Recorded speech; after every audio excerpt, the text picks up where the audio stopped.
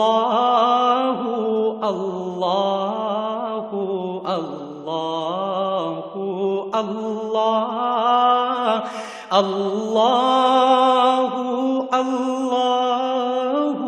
اللہ اللہ الحمد للہ رب العالمین والصلاة والسلام علی حبیبہ محمد وعلی آلہ وصحبہ اجمعین اعوذ باللہ من الشیطان الرجیم بسم اللہ الرحمن الرحیم یا ایھا الذین آمنوا اذا تناجیتم فلا تتناجوا بالاسم والعدوان ومعصیۃ الرسول وتناجوا بالبر والتقوى واتقوا اللہ الذی الیہ تحشرون اللہم سبحانک لا علم لنا الا ما علمتنا انک انت العلیم الحکیم مولایا صلی وسلم دائما ابدا علی حبیبک خیر الخلق کلہم 28واں پارہ سورہ مجادلہ میں ارشاد باری تعالی ہے، ایمان والوں سے خطاب ہے۔ قرآن کریم میں 3 طرح کے خطاب ملتے ہیں۔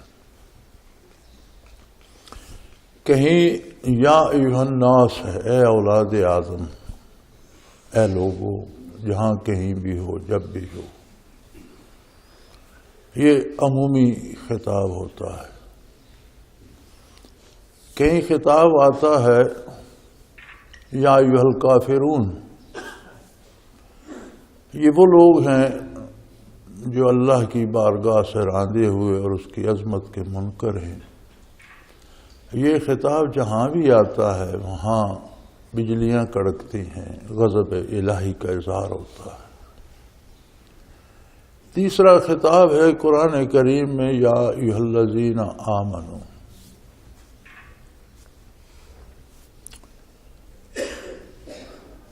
یہ کرم الہی کا مظہر ہوتا ہے۔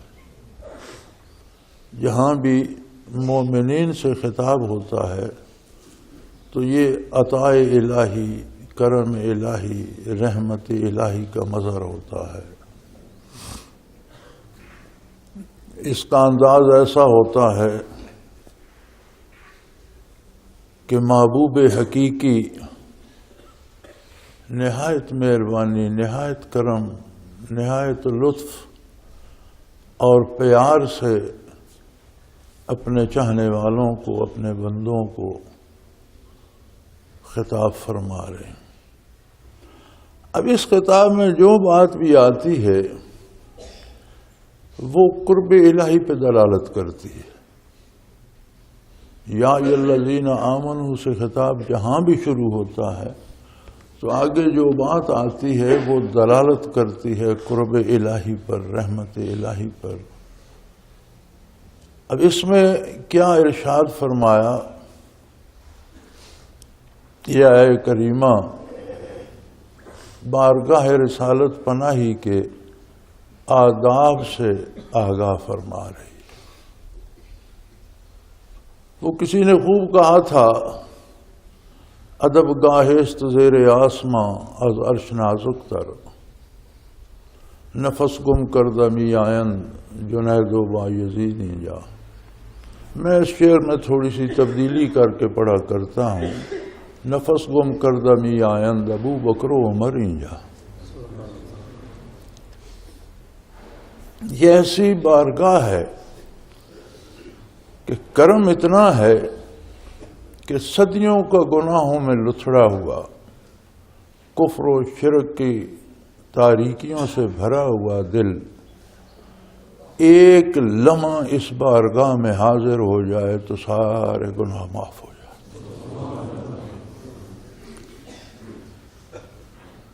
کرم اتنا ہے لیکن نزاکت بڑی ہے۔ کتنی نزاکت ہے یہ قرآن کریم سے پوچھتے ہیں۔ اللہ کی کتاب بتا رہی ہے، یا ایھا الذین آمنوا اذا تناجیتم فلا تتناجوا بالاسم والعدوان، اے ایمان والو جب تم سرگوشی کرو، سرگوشی ہوتی ہے ایک دو یا تین بندوں میں گرد بیٹھے ہوئے لوگوں سے بھی چھپا کر، جیسے آپ سب بیٹھے ہیں، قریب قریب بیٹھے ہیں، جڑ کر بیٹھے ہیں، تو کسی نے دوسرے سے بات کرنی ہے، اس سرگوشی میں آہستہ سے کر دے کہ صرف وہ بندہ سنے اور کوئی نہ سنے۔ اب نزاکت کا یہ عالم ہے کہ اللہ کریم ارشاد فرما رہے ہیں کہ تم مومن بھی ہو، مجاہد بھی ہو، غزوات میں بھی حصہ لیا ہوگا، جہاد بھی کیا ہوگا، سجود بھی کرتے ہو، رکوع بھی کرتے ہو، روزے بھی رکھتے ہو، حج بھی کیا ہوگا، ساری نیکیاں کی ہوں گی، لیکن یہ یاد رکھو کہ سرگوشی میں بھی گناہ اور بغاوت کی بو نہ ہے۔ گناہ اور بغاوت میں ایک فرق ہے۔ اسم والعدوان، اسم گناہ ہوتا ہے، اسم جرم ہوتا ہے۔ جرم ملک کا کوئی شہری بھی کر سکتا ہے، جرم کی سزا پاتا ہے۔ بغاوت اس سے بہت آگے ہوتی ہے۔ بغاوت یہ ہوتی ہے کہ کوئی حکومت کو ماننے سے ہی انکار کر، اس کے آئین و دستور سے ہی انکار کر۔ تو فرمایا سرگوشی میں گناہ اور بغاوت نہ ہو۔ رب کریم سرگوشی میں کیا گناہ ہوگا اور سرگوشی میں کون بغاوت کرے گا؟ فرمایا وَمَعْصِيَةِ الرَّسُولِ، جس سرگوشی میں رسول اللہ صلی اللہ علیہ وآلہ وسلم کے ارشاد عالی یا آپ کے حکم یا آپ کے قانون کے، آپ کے ضابطے کے خلاف بات ہوگی، وہ گناہ بھی ہے اور بغاوت بھی ہے۔ کرم اس طرف دیکھیے، نزاکت یہاں دیکھیے۔ قرآن کریم نہ تاریخ کی کتاب ہے، نہ قصے کہانیوں کی، واقعات بھی بیان فرماتا ہے، تاریخ بھی بیان فرماتا ہے، احکام بھی بیان فرماتا ہے، نواہی بھی بیان فرماتا ہے، لیکن قرآن کریم کا موضوع جو ہے وہ ہے قرب الہی۔ تاریخی حوالے دیتا ہے تو اسی موضوع کو ثابت کرنے کے لیے، احکام دیتا ہے تو اسی کو ثابت کرنے کے لیے، منع کرتا ہے کسی کام سے تو اسی مقصد کے لیے۔ اور قرب الہی کا دروازہ بعثت عالی سے لے کر قیامت تک در محمد الرسول اللہ صلی اللہ علیہ وسلم، اب اس کے علاوہ کوئی دروازہ نہیں۔ ہر نبی بارگاہ الہی کی حضوری کا در تھا، لیکن سارے دروازے بند ہو چکے۔ اب ایک ہی در ہے اور وہ ہے محمد الرسول اللہ صلی اللہ علیہ وسلم کا، اور وہاں نزاکت کا یہ عالم ہے کہ سرگوشی میں بھی اگر حضور کے ارشاد عالی کے خلاف بات ہوئی تو یہ گناہ بھی ہوگا اور بغاوت بھی ہوگی۔ ذرا اس پیمانے کو ہم دیکھیں اور اپنی حیات مستعار کو دیکھیں۔ جہاں سرگوشی میں اطاعت رسول چھوٹ گئی وہ گناہ بھی ہے، بغاوت بھی ہے۔ علی اعلان اگر کوئی کرے تو، پھر اگر کوئی عملاً کرے تو اس کا درجہ کیا ہوگا؟ اگر سرگوشی میں اطاعت کی حدود سے نکل گیا تو گناہ بھی ہو گیا، جرم بھی ہو گیا، بغاوت بھی ہو گئی۔ اگر کوئی عملی زندگی میں اپنے کردار میں اطاعت رسول اللہ صلی اللہ علیہ وسلم سے نکل گیا تو کیا ہوگا؟ کتنا بڑا گناہ ہوگا، کتنی بڑی بغاوت ہوگی۔ اور فرمایا وَتَنَاجَوْا بِالْبِرِّ وَالتَّقْوَىٰ، سرگوشی میں بھی بات کرو تو اطاعت پیغمبر کے اندر کرو، وہ نیکی بھی ہوگی اور تقوی بھی ہوگی۔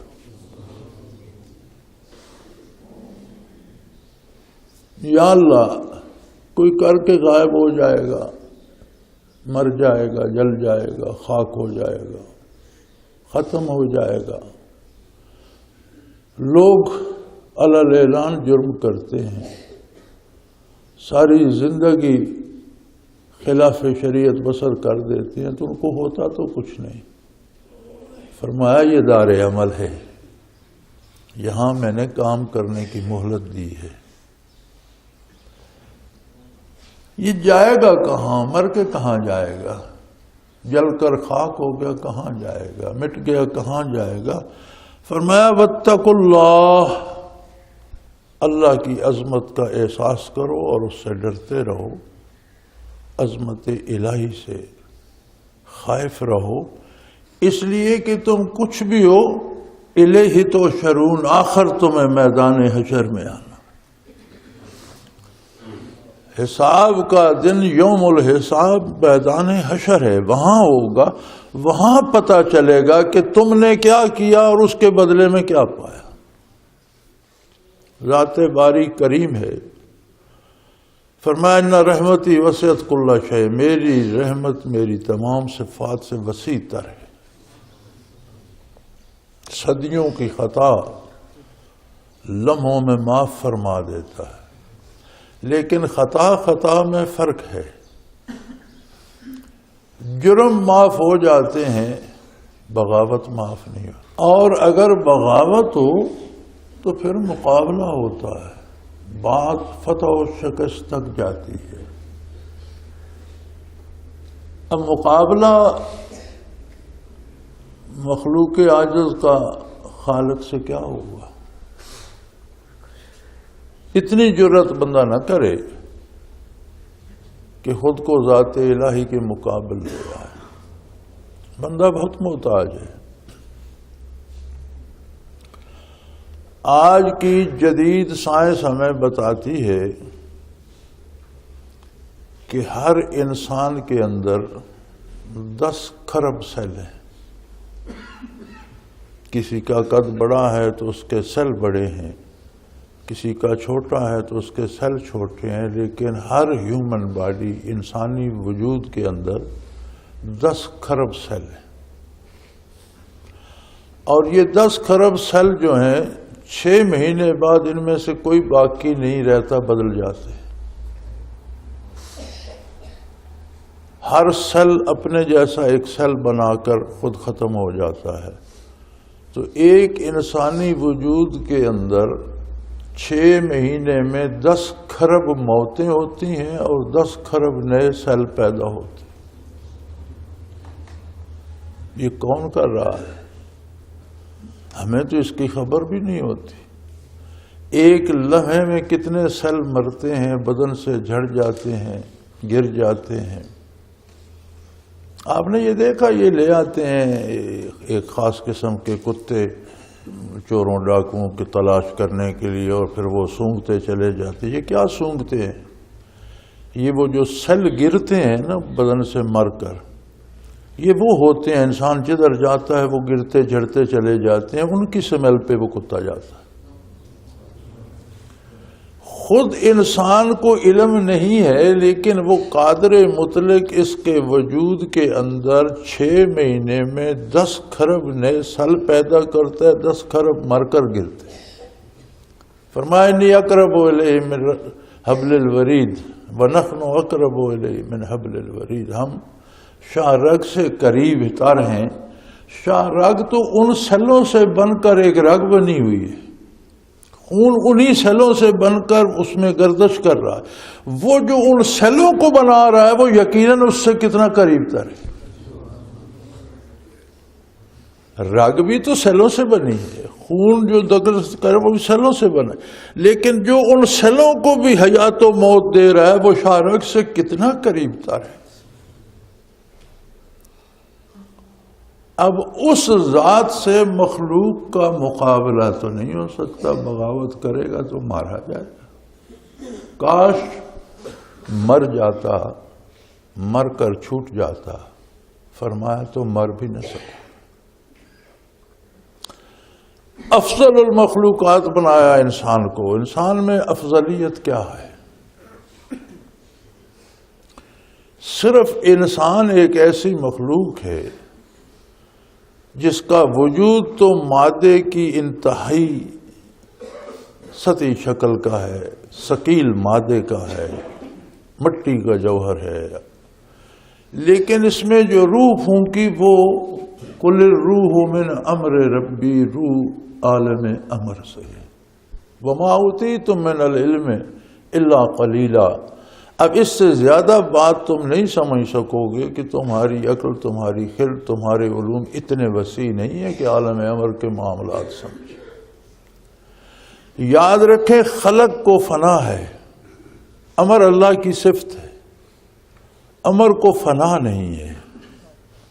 اللہ ہمیشہ باقی ہے، اللہ کی ذات باقی ہے، اس کی صفات ہمیشہ سے ہیں، ہمیشہ باقی، اس کی ذات بھی ہمیشہ سے ہمیشہ رہے گی، اس کی صفات بھی ہمیشہ سے ہمیشہ رہے گی، اور امر اللہ کی صفت ہے۔ روح انسانی عالم امر سے ہے۔ اب یہ جوڑ وہ قادر مطلق ہی لگا سکتا ہے کہ مادے کی انتہائی ثقیل شکل کو عالم امر کی تجلیات سے جوڑ دیا، روح سے جوڑ دیا۔ یہ پیوند وہی لگا سکتا ہے، مادے کو امر سے جوڑنا انسان کے خیال میں بھی نہیں، ممکنات میں نہیں ہے۔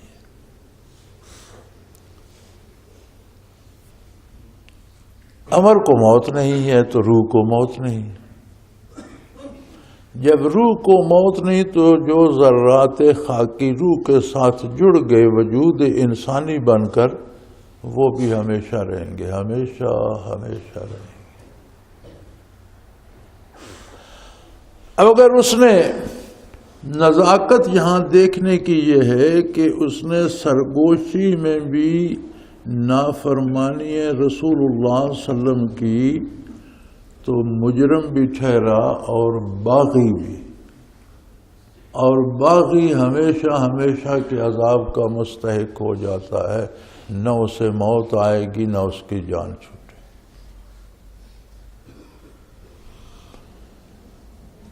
اللہ معاملے کی نزاکت یہ، اور یہ مومنین کو مشورہ دیا جا رہا ہے۔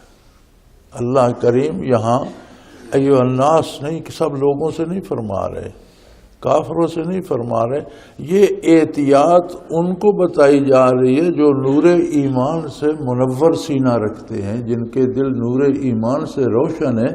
انہیں بتایا جا رہا ہے کہ تمہارے پاس بہت بڑی دولت ہے، نور ایمان بہت بڑا خزانہ ہے، لیکن نور ایمان تب تک باقی رہے گا جب تک حدود اطاعت رسول اللہ صلی اللہ علیہ وسلم کے اندر رہو۔ یعنی اس کی لمیٹیشنز ہیں، حدود ہیں، اس حد کے اندر رہو گے تو یہ پھلتا پھولتا رہے گا، قرب الہی نصیب ہوگا، اور قرب الہی کی کوئی انتہا نہیں۔ نہ کوئی ایسا مقام ہے کہ یہاں اللہ بیٹھا ہوا ہے اور اب ہم پہنچ گئے، نہ قرب الہی کی کوئی حد ہے۔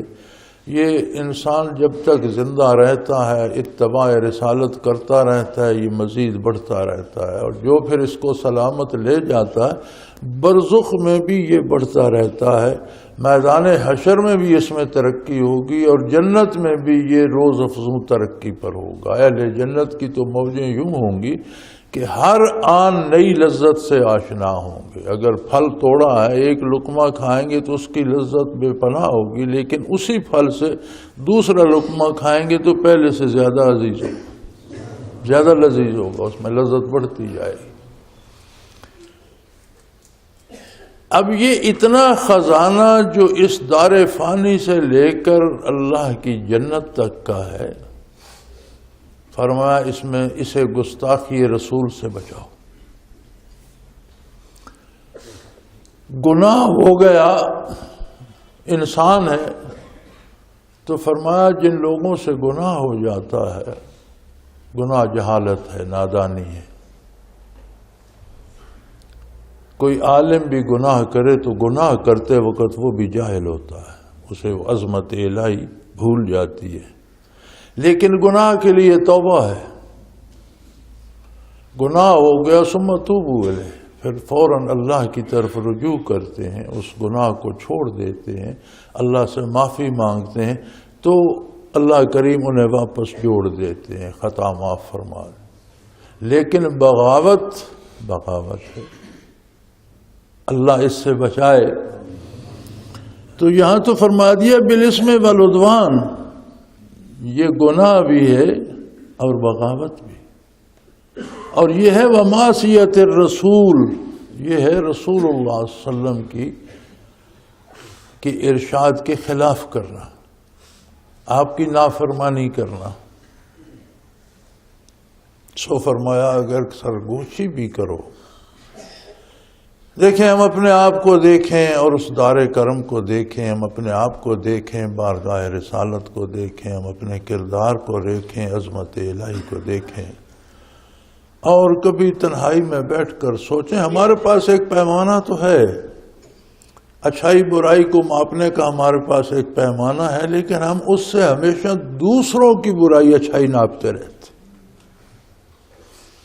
کمزوری ہم میں یہ ہے کہ وہ پیمانہ ہم نے دوسروں کے لیے رکھا ہوا ہے کہ یہ اچھا ہے یا برا ہے، یہ کتنا اچھا ہے کتنا برا ہے، دوسروں کا حساب ہم نے نہیں دینا، نہ ہم نے دوسروں کا فیصلہ لکھنا۔ ہماری ذمہ داری دوسروں کا حساب دینا بھی نہیں ہے، اور ہم دوسروں کا فیصلہ کرنے والے بھی نہیں ہیں۔ ہماری ذمہ داری اپنے کردار کا جواب دینا ہے۔ کاش یہ پیمانہ ہم اپنے قد کے ساتھ رکھیں۔ چاہیے یہ کہ اس پیمانے سے ہم اپنے آپ کو اس آئینے میں اپنی صورت کو دیکھیں کہ میں کہاں کہاں اطاعت رسول اللہ صلی اللہ علیہ وسلم میں جا رہا ہوں، اور کہاں میں ان حدود سے تجاوز کر رہا ہوں۔ جہاں سے تجاوز کر رہے ہیں واپس آ جاؤں، ابھی تو میرے پاس وقت ہے، فرصت ہے، رجوع اللہ کر لوں، باقی بھی سرنڈر کر دیں تو قابل قبول ہو جاتے ہیں۔ میں بھی سرنڈر کر دوں عملی زندگی میں، اطاعت پیغمبر صلی اللہ علیہ وسلم سے توبہ کر لوں، واپس آ جاؤں، تو دائمی لذتیں، دائمی آرام، دائمی کرم اللہ کا میرا منتظر ہے۔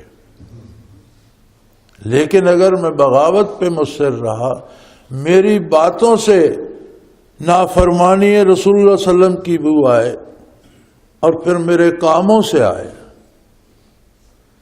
ایک شخص آپ کی توہین کر دیتا ہے، گستاخی کرتا ہے، بری بات ہے، دکھ پہنچتا ہے، معافی مانگ سکتا ہے، لیکن وہی شخص جب مجھے تھپڑ مار دے تو پھر جرم بڑھ جائے گا نا، غصہ بھی بڑھ جائے گا کہ یہ کیا بات ہے، سر عام مجھے تھپڑ مار دیا، آپ کہتے ہو معاف کرو۔ تو میرے بھائی بغاوت کی بھی حدود ہیں نا، غلطی سے کوئی جملہ منہ سے نکل گیا تو رجوع اللہ کیا، توبہ کر، ساری زندگی نکل گئی تو یہ غلطی سے نکل گئی،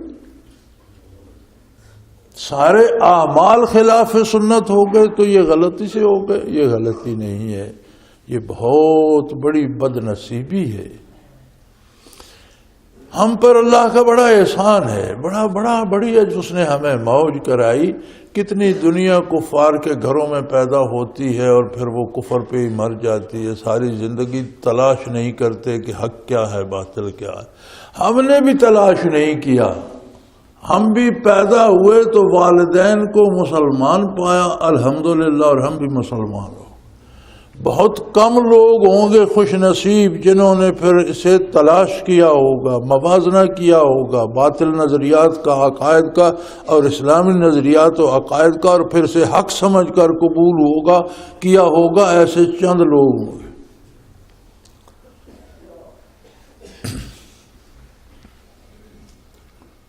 6 ارب کی آبادی میں اس وقت کم و بیش 2 ارب مسلمان ہیں۔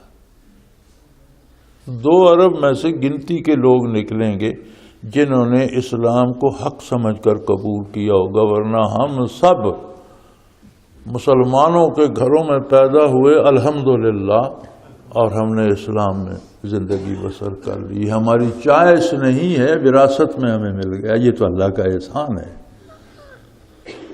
خدا نہ کرے اگر ہم بھی کسی غیر مسلم کے گھر پیدا ہوتے تو ہم نے بھی تحقیق کوئی نہیں کرنی تھی اور عمر وہیں بسر ہو جاتی، زندگیاں ضائع ہو جاتی، اس لذت سے آشنا نہ ہوتے جو لذت محمد الرسول اللہ صلی اللہ علیہ وسلم کی غلامی میں ہے۔ کوئی آشنا ہو جائے، ان کے کرم سے کوئی بھنک اسے پڑ جائے، وہ ایک بھنک دو عالم سے بے نیاز کر دیتی ہے۔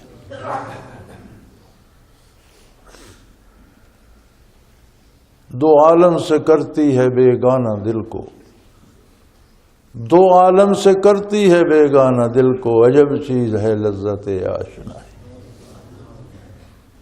لذت آشنائی ایک اپنا لطف رکھتی ہے۔ صحابی حاضر ہوئے مسجد نبوی میں،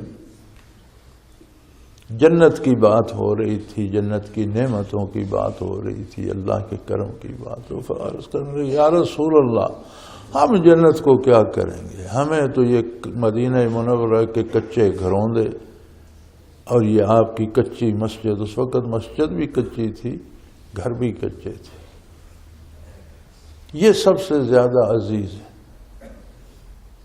فرمایا جنت کی اللہ نے تعریف کی ہے، قرآن میں تعریف موجود ہے، جنت کی طرف اللہ دعوت دے رہے ہیں، تم ایسی بات کر رہے ہو جیسے بندہ بیزار سا ہوتا ہے۔ عرض کی یا رسول اللہ یہاں ہم گھر سے نکلتے ہیں، مسجد نبوی میں آتے ہیں، آپ جلوہ افروز ہوتے ہیں، جمال باری سے سرفراز ہو جاتے ہیں، آپ کو دیکھتے ہیں تو اللہ کی تجلیات بھی نظر آتی ہیں، آپ ہی وہ نور ہیں جو تجلیات باری کو بھی دکھا دیتے ہیں۔ جب آپ کو ہم روبرو دیکھتے ہیں تو سارے غم بھول جاتے ہیں اور ساری لذتیں ہم پا لیتے ہیں۔ اب جنت میں آپ مقام محمود پر ہوں گے، اللہ ہمیں بخش دے تو جنت میں ہم بھی پتہ نہیں کہاں نیچے پڑے ہوں گے، تو اس جنت کو ہم کیا کریں گے جس میں ہم آپ کے وصال سے بازیاب نہ ہو سکیں، فیض یاب نہ ہو سکیں، تو پھر جنت کو کیا کریں گے؟ یہ بات محض بات نہ تھی، یہ شخص کا خلوص اور درد دل بول رہا تھا، اس لیے جواب عرش بری سے آیا۔ جواب رسول اللہ صلی اللہ علیہ وسلم نے نہیں دیا، جواب اللہ کریم نے دیا کہ تم میرے نبی کی اطاعت کا حق ادا کرو، جنت میں میں تمہیں انبیاء، صدیقین، شہداء اور صالحین کے ساتھ رکھوں گا۔ کیا خوبصورت مجلسیں ہوں۔ یہ لذت آشنائی جس نے آپ صلی اللہ علیہ وسلم کی ذات کا ایک ذرہ پا لیا، آپ سے تعلق کا ایک قطرہ جسے نصیب ہو گیا، پھر وہ دو عالم سے بے نیاز ہو جاتا ہے۔ پھر وہ دنیا کیا مال و دولت، حکومت و سلطنت نہیں، وہ جنت سے بھی بے نیاز ہو کر کہتا ہے کہ میری جو خاک ہے اسے انہی قدموں میں رہنا چاہیے۔ تو میرے بھائی الحمدللہ ابھی ہماری سانس چل رہی ہے، ہمارے حواس قائم ہیں۔ اس سے پہلے کہ کوا جواب دے جائیں، سانس ٹوٹ جائے، ہمیں یہ فیصلہ کرنا ہوگا اپنے بارے، دوسروں کے بارے نہیں، اپنے بارے کہ میں کہاں کھڑا ہوں اور مجھے کہاں ہونا چاہیے۔ کہا یہ جاتا ہے کہ دین پر عمل کرنا بڑا مشکل ہے، حقیقت یہ ہے کہ دین کے خلاف زندگی بسر کرنا مشکل ترین ہے۔ لوگ بڑی محنت کر کے دوزخ میں جاتے ہیں، دوزخ آسان نہیں ہے، راستے میں نہیں پڑی ہوئی۔ جرم نہ کرنا مشکل ہے، یہ جرم کرنا مشکل ہے۔ کوئی جرم بھی کریں کتنی مصیبتیں پلے پڑ جاتی ہیں، جھوٹ بول بیٹھے، چوری کر بیٹھے، قتل کر بیٹھے، ڈاکہ کر بیٹھے، رشوت لے بیٹھیں، کوئی جرم کر بیٹھیں تو باہر کی جو قوتیں گرفت کرتی ہیں ان سے پہلے اپنا مزاج لعنت برساتا رہتا ہے۔ اندر سے بھی بندے کو پریشانی ہوتی ہے، باہر سے بھی پریشانی آتی ہے۔ دین تو ایک نہایت خوبصورت آسان تر نسخہ ہے زندگی گزارنے کا، کہ دنیا میں بھی آسانیاں اور آرام اور عزت و آبرو اور سکون سے زندگی گزارو اور جنت مفت میں پالو۔ لیکن سارے کا سارا دین اللہ کا قرآن ہے۔ الحمدللہ قرآن غیر مخلوق ہے، اللہ کی صفت ہے، اللہ کا کلام۔ یہ کاغذ مخلوق ہے، یہ سیاہی مخلوق ہے، یہ ٹنڈے گھیرے حروف مخلوق ہیں، لیکن ان میں جو مضمون ہے وہ قرآن ہے۔ یہ امین ہے قرآن کی۔ قرآن اللہ کا کلام ہے اور غیر مخلوق ہے۔ اتنی بڑی نعمت ہمارے پاس، لیکن یہ ہمیں کہاں سے مل گئی؟ ہمیں اللہ نے قرآن نہیں دیا، ہمیں محمد الرسول نے دیا۔ یہ عطا مجھ پر اور آپ پر محمد الرسول اللہ کی ہے۔ اللہ نے قرآن محمد الرسول صلی اللہ علیہ وسلم کو دیا، کائنات کو محمد الرسول نے عطا فرمایا۔ پہلے امین اس کے صحابہ کرام ہیں، پھر تابعین، پھر تبع تابعین، پھر علماء حق، آج تک اللہ کے بندے اس امانت کو لے کر آگے دے رہے ہیں۔ یہ اتنی بڑی نعمت ہمیں کس نے دی، کس کے توفیل ملی؟ محمد الرسول اللہ۔ عبادات، نماز و روزہ، ذکر اذکار، حلال و حرام، نیک و بد کس نے عطا فرمایا؟ محمد الرسول اللہ۔ تو کتنے احسانات ہیں اللہ کے اور اللہ کے نبی صلی اللہ علیہ وسلم کے اوپر۔ کیا ان کا جواب یہ ہے کہ ہم سوچیں تو آپ کی نافرمانی، بولیں تو آپ کی نافرمانی، عمل کریں تو آپ کے حکم کے خلاف؟ تو پھر آپ انصاف کریں کہ اللہ کریم نے ویسے تو اسے بغاوت نہیں کہا، کیا یہ واقعی بغاوت ہے کہ نہیں؟ اتنے بڑے محسن کی نافرمانی کیا بغاوت نہیں ہے؟ تو میرے بھائیوں، اپنی زندگیوں پہ غور کرو۔ یہ رواجی تقریریں، رواجی جلسے، یہ شاباں شاباں، یہ سب فضول باتیں ہیں۔ اصل بات صرف اتنی ہے، اپنے حال پہ غور کرو، اپنے آپ کو تلاش کرو۔ میرے پاس پچھلے دنوں ایک شخص آیا، فرمائیے، کہنے لگے جی مجھے کام تو کوئی نہیں، میرا تو ایک ہی کام ہے، میں اللہ کو تلاش کر رہا۔ میں نے کہا تم نے تو مجھے پریشان کر دیا، کیا اللہ کریم کہیں گم ہو گئے؟ اللہ تو تمہاری شاہ رگ سے بھی قریب ہے، اللہ تو تمہارے ذرے ذرے کو بنا مٹا رہے ہیں، اللہ کو تلاش کرنے کا کیا مطلب؟ ہاں، اپنی آنکھوں کی صفائی کراؤ، اپنی نظر کو ٹھیک کرو۔ آپ نے اپنا آپ گم کیا ہوا ہے، اللہ کریم تو ہر جگہ موجود ہے، اللہ کو تلاش کرنا کیا مقصد؟ تلاش تو اسے کیا جاتا ہے جو کہیں چھپا ہوا ہو، کہیں گم ہو، کہیں نظر نہ آ رہا ہو۔ اللہ کی شان تو ہر جگہ ہر وقت موجود ہے۔ اپنے دل پر تم نے غبار چھپا لیے، اپنے دل کو آلودہ کر لیے۔ اللہ ان مادی آنکھوں سے اس جہان میں نظر نہیں آتا، دل کی آنکھ دیکھ سکتی ہے، اور دل پر زنگ آ جاتے۔ کلا بل رانا علی قلوبہم، ان کے دلوں پر زنگ آ گئے ہیں، جو عظمت الہی سے نا آشنا ہے، جو عظمت پیغمبر سے نا آشنا ہے۔ اللہ کریم فرماتے ہیں ان کے دلوں پر زنگ آ گئے ہیں۔ اب اس زنگ کا علاج کیا ہو؟ میں نے کہا نبی کریم صلی اللہ علیہ وسلم نے بتا دیا ہے، لکل شیء ثقالہ، ہر چیز کی پالش ہوتی ہے جس سے وہ چمک جاتی ہے۔ وَسِقَالَةُ الْقُلُوبِ ذِكْرُ اللَّهِ، اللہ کا ذکر دلوں کی پالش۔ اللہ اللہ شروع کرو، رات دن اللہ اللہ کرو، اللہ کا ذکر کرو۔ جب دل پالش ہو جائے گا، زنگ اتر جائے گا، تو تم دیکھو گے کہ اللہ تمہاری ذات سے بھی تمہارے قریب تر ہے۔ تو میرے بھائی اپنے دلوں کا قبلہ درست کرنا ہے ہمیں، اپنے دلوں کو صاف کرنا ہے ہمیں، عظمت باری سے آشنا ہونا ہے، اور اس کا راستہ ہے عظمت رسول اللہ صلی اللہ علیہ وسلم۔ یہ عجیب بارگاہ ہے، اس کی نزاکتیں عجیب ہیں۔ اب بھلا کوئی یہاں بیٹھا ہے سینکڑوں میل دور مدینہ منورہ سے، وہ سرگوشی کرتا ہے کسی دوسرے سے اور اس میں عدم اطاعت ہے تو اس پہ گرفت ہو جاتی ہے۔ وہ تناجوا بالبر والتقوی، سرگوشی بھی کرو تو اس میں نیکی اور تقوی، اللہ کی عظمت کا احساس ہونا چاہیے۔ ایک ہم لفظ میں نے بھی استعمال کیا بھی اور سارے تراجم میں بھی تقوی کا ڈر ہی ہے۔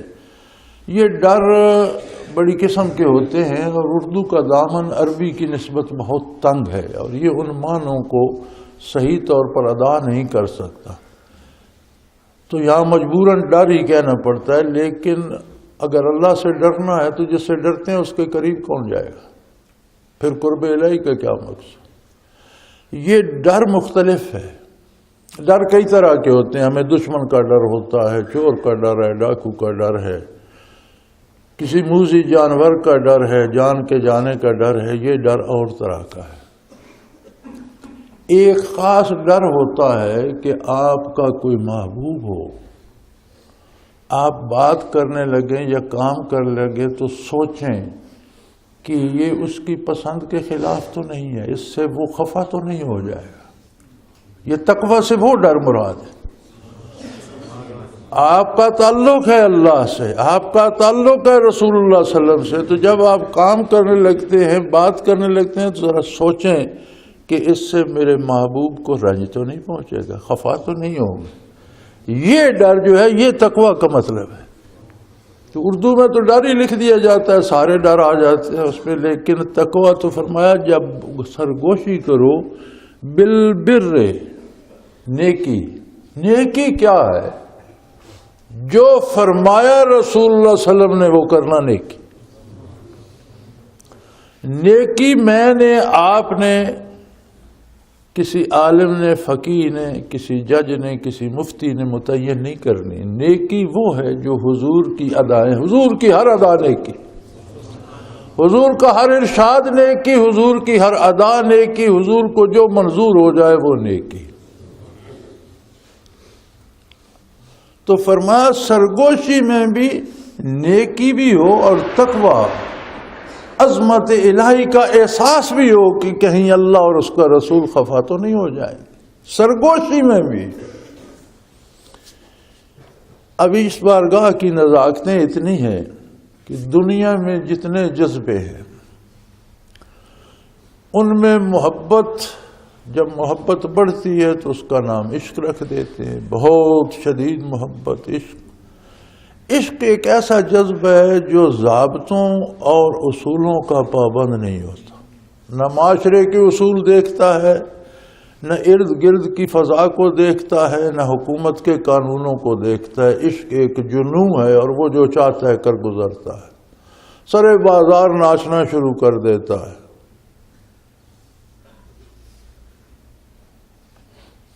اللہ کرے عشق کا بیمار تجھے بھی، اللہ کرے عشق کا بیمار تجھے بھی، روتا ہوا دیکھوں پس دیوار تجھے بھی۔ کرن محبوب خان رحمۃ اللہ تعالی علیہ ہوا کرتے تھے اور وہ بڑے ادبی ذوق تھا ان کا، تو میں نے یہ شعر پڑھا تو وہ پھڑک اٹھے اور کہنے لگے نہیں جی، پس دیوار نہیں، روتا ہوا دیکھوں سرے بازار تجھے بھی۔ شاعر کا شعر تو پس دیوار تھا، تو کرن صاحب مرحوم نے اس میں تبدیلی کا کہنے لگے نہیں حضرت اسے یوں پڑھیے کہ روتا ہوا دیکھوں سرے بازار تجھے بھی۔ تو یہ عشق تو کپڑے پھاڑ کر بازار میں نکل جاتا ہے، لیکن یہ بارگاہ ایسی ہے کہ یہاں عشق بھی آداب کا پابند ہے۔ کون بڑا عاشق ہوگا ابو بکر صدیق سے؟ کون بڑا عاشق ہوگا فاروق اعظم سے، عثمان ذوالنورین سے، حضرت علی کرم اللہ وجہ الکریم سے، خلفائے راشدین سے، صحابہ کرام سے، کون بڑا عاشق ہوگا؟ ہم سوچ بھی نہیں سکتے کہ انہیں رسول اللہ صلی اللہ علیہ وسلم سے کتنی محبت تھی، لیکن انہیں بھی فرمایا جا رہا ہے لا ترفعوا اصواتکم فوق صوت النبی، خبردار حضور اکرم صلی اللہ علیہ وسلم کی آواز مبارک سے کسی کی آواز بلند ہو گئی، ساری نیکیاں اس کے منہ پہ دے مارو۔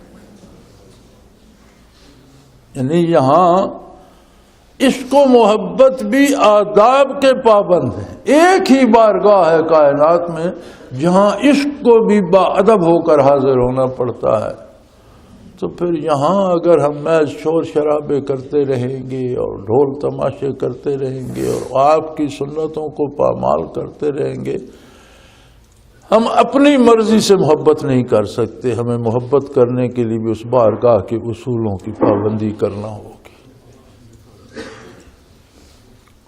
تو میرے بھائی، اللہ کریم آپ سب کی محبتیں قبول فرمائے، لیکن شرط قبولیت یہ ہے کہ دائرہ اطاعت رسول اللہ صلی اللہ علیہ وسلم کے اندر ہو۔ اور فرمایا پھر دیکھو اللہ کریم نے یاد یہ دلایا ہے کہ اگر کوئی ایسا نہیں کرے گا تو الیہ تحشرون، پھر میدان حشر میں تم ہوگے اور میری بارگاہ ہوگی، پھر دیکھنا تمہارا کیا بنتا۔ اللہ کریم ہم پہ رحم فرمائے، ہماری کوتاہیاں معاف فرمائے، ہمیں ادب و اطاعت رسول اللہ صلی اللہ علیہ وسلم کی توفیق بخشے، دنیا آخرت اور حشر کی رسوائی سے پناہ عطا فرمائے۔ وآخر دعوانا ان الحمدللہ رب العالمین۔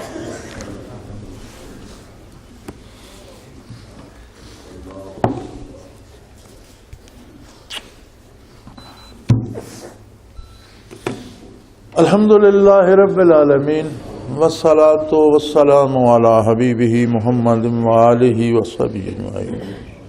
اللہم ربنا لا تقتلنا بغضبک ولا تہلکنا بعذابک واعف عنا قبل ذلک۔ اللہم ربنا لا تسلط علینا من لا یرحمنا، انت ولینا فی سفرنا وحضرنا فی مالنا واہلنا، انت ولینا فی الدنیا والآخرہ، توفنا مسلمین والحقنا بالصالحین۔ اللہم انصر الاسلام والمسلمین، اللہم اید الاسلام والمسلمین، اللہم اعز الاسلام والمسلمین فإنک علی کل شیء قدیر۔ اللہ کریم ہماری خطائیں معاف فرما، ہمارے دلوں کو روشن فرما، ہمیں ذکر کی توفیق عطا فرما، اطاعت الہی اور اطاعت پیغمبر صلی اللہ علیہ وسلم کی توفیق عطا فرما، ہمیں بخش دے، ہمارے والدین کو بخش دے، ہماری اولادوں کو بخش دے۔ یا اللہ اس ملک عزیز کو ہمیشہ قائم رکھ کر اس پر حق و صداقت اور دین کی حکومت قائم فرما، تو ہر چیز پہ قادر ہے۔ وصلی اللہ تعالی علی حبیبہ محمد وآلہ وصحبہ برحمتک یا اللہ اللہ اللہ اللہ اللہ اللہ اللہ اللہ۔ حضرت امیر محمد اکرم آوان مد ذلہ العالی دارالعرفان منارہ ضلع چکوال میں سالہ سال سے قرآن و حدیث کے اوپر خطابات کر رہے ہیں اور سلسلہ نقشبندیہ اویسیہ کے مطابق لوگوں کو ذکر الہی کی تربیت دے رہے ہیں۔ وہ قرآن پاک کی تفسیر ترتیب وار بیان کر رہے ہیں۔ تفسیر قرآن کو وہ موجودہ ملکی اور بین الاقوامی حالات کے مطابق بیان کرتے ہیں۔ موٹر وے سے کلر کہار کے انٹرچینج سے نکلتے ہوئے، کلر کہار کی جھیل سے ہوتے ہوئے، میانی، بوچھال اور نور پور سے گزرتے ہوئے دارالعرفان منارہ پہنچ سکتے ہیں۔ حضرت امیر محمد اکرم آوان نے بچیوں اور بچوں کی دینی اور دنیاوی تعلیم کے لیے سقارہ اکیڈمی کے نام سے ایک درسگاہ بھی قائم کی ہے، جس کا افتتاح ملک پاکستان کے صدر جنرل محمد ضیاء الحق نے اپنے دست مبارک سے کیا تھا۔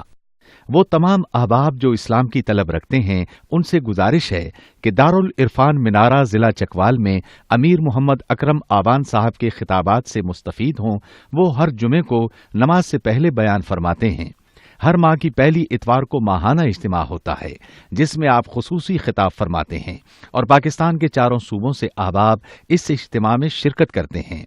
اس کے علاوہ یہاں سال میں 2 مرکزی اجتماعات بھی ہوتے ہیں، ایک رمضان المبارک میں اعتکاف کا اجتماع اور دوسرا جولائی اور اگست میں 40 دن کا اجتماع ہوتا ہے جس میں روحانی تربیت کی جاتی ہے۔